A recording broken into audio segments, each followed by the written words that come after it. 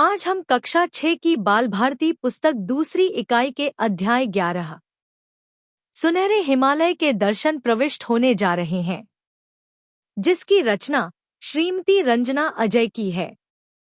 जन्म 25 अक्टूबर 1973। रचनाएं सांझ मराठी यात्रा वृत्तांत। प्रस्तुत यात्रा वर्णन में दार्जिलिंग के प्राकृतिक सौंदर्य से सजे स्थलों का मनोरम वर्णन किया है। परिचय। गर्मी और भागदौड़ से थककर हमारा परिवार पूर्वी हिमालय की गोद में बसे दार्जिलिंग की यात्रा पर निकला। दिल्ली से न्यू जलपाईगुड़ी होते हुए हमने सिलीगुड़ी से टॉय ट्रेन द्वारा दार्जिलिंग का रोमांचक सफर तय किया। दार्जिलिंग की प्राकृतिक सुंदरता, पर्वतारोहण संस्थान, चिड़ियाघर और सूर्योदय के अद्भुत दृश्य ने मन मोह लिया। इस यात्रा में हमने कलिम्पोंग, टाइगर हिल और गंगटोक जैसी जगहों की सुंदरता का आनंद उठाया। चिलचिलाती गर्मी और महानगर की आपाधापी से मन उबा तो हमारे परिवार ने पूर्वी हिमालय की गोद में बसे दार्जिलिंग यात्रा का मन बनाया। पश्चिम बंगाल के उत्तरी छोर पर स्थित इस मनोरम स्थल तक पहुंचने के लिए दिल्ली से हमें गुवाहाटी रेलमार्ग पर स्थित न्यू जलपाईगुड़ी स्टेशन पहुंचना था। न्यू जलपाईगुड़ी से हम सिलीगुड़ी पहुंचे। इसे कई पर्वतीय पर्यटन स्थलों का प्रवेश द्वार कहा जाता है।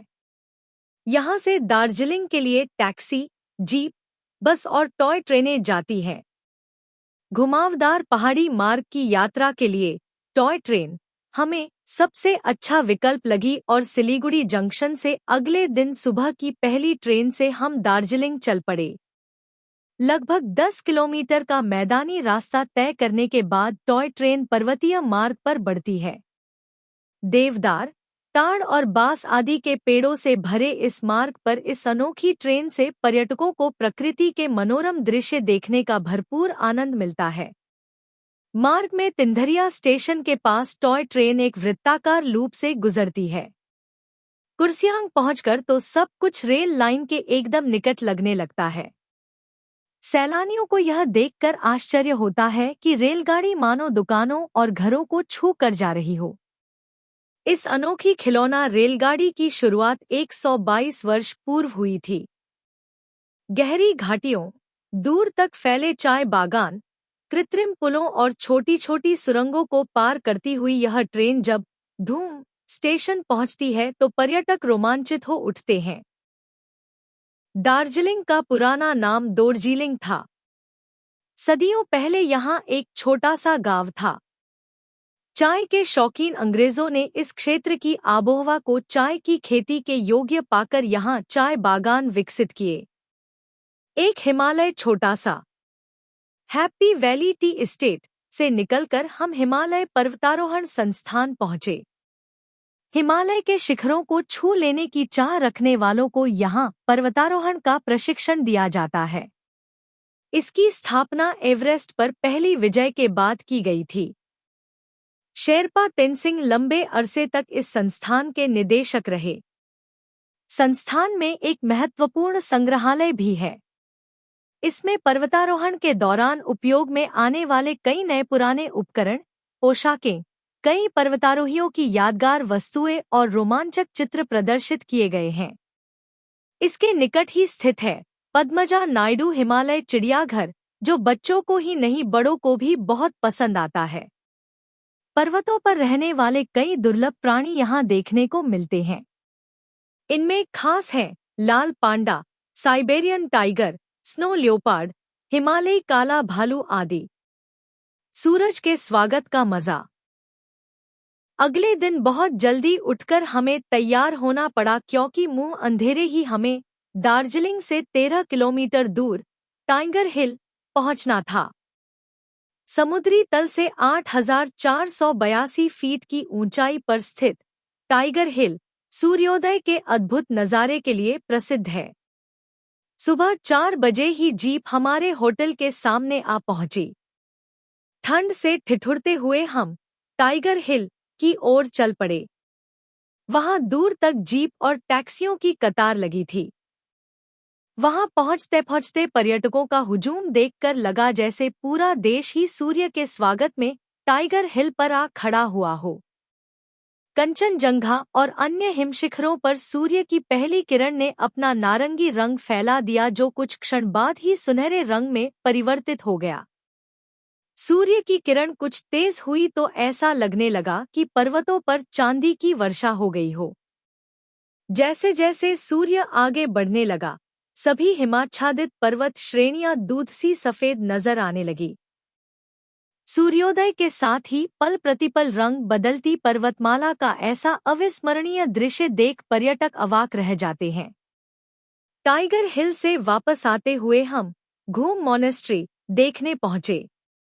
यह दार्जिलिंग का एक प्रसिद्ध और सुंदर बौद्ध मठ है। यहाँ स्थापित मैत्रेय बुद्ध की ऊंची, सुनहरी प्रतिमा अत्यंत मनभावन है। इस प्राचीन मठ में कई दुर्लभ पांडुलिपियों और बौद्ध ग्रंथों का संग्रह है। मठ से कुछ ही दूरी पर बतासिया लूप में युद्ध स्मारक भी है। यह स्मारक शहीद सैनिकों की याद में बनवाया गया था। मार्ग में हमने प्रसिद्ध आवा गैलरी देखी और धीरधाम मंदिर के दर्शन भी किए। मिरिक से कलिम्पोंग तक का मनोहारी रास्ता हमने टैक्सी से तय किया। रास्ते में तिस्ता नदी की खूबसूरती ने हमें बहुत प्रभावित किया। तिस्ता पुल पार करके टैक्सी फिर ऊपर की ओर बढ़ने लगी। रास्ते में एक जगह टैक्सी रोककर ड्राइवर ने हमें एक प्राकृतिक दृश्य देखने को कहा।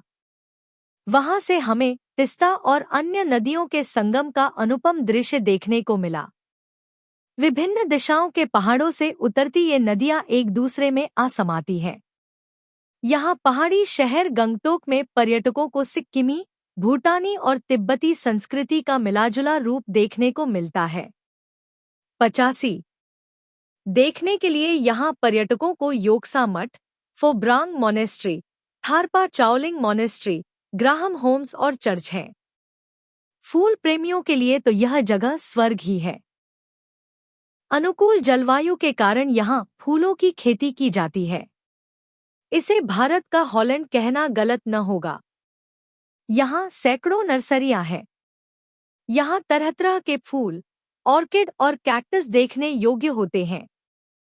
पर्यटक कुछ खास नर्सरियां देखने जरूर जाते हैं। कलिम्पोंग भ्रमण के साथ ही हमारी पर्वतीय त्रिकोण की यह यात्रा पूरी हो चली थी।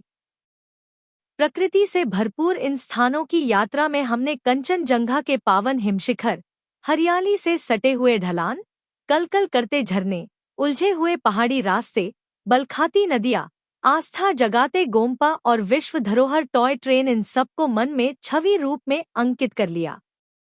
इससे यह एक अविस्मरणीय यात्रा बन गई। सारांश: दार्जिलिंग यात्रा में परिवार ने टॉय ट्रेन से प्राकृतिक सौंदर्य का आनंद लेते हुए पहाड़ी स्थल भ्रमण किया। हैप्पी वैली टी एस्टेट, पर्वतारोहण संस्थान और हिमालय चिड़ियाघर ने रोमांच और ज्ञान दोनों प्रदान किए। टाइगर हिल पर सूर्योदय का अद्भुत दृश्य और घूम मॉनेस्ट्री की भव्यता ने मन मोह लिया। मिरिक, कलिम्पोंग और गंगटोक के रास्तों पर फैली नदियाँ, फूलों की नर्सरियां और सांस्कृतिक विविधता ने यात्रा को अविस्मरणीय बना दिया।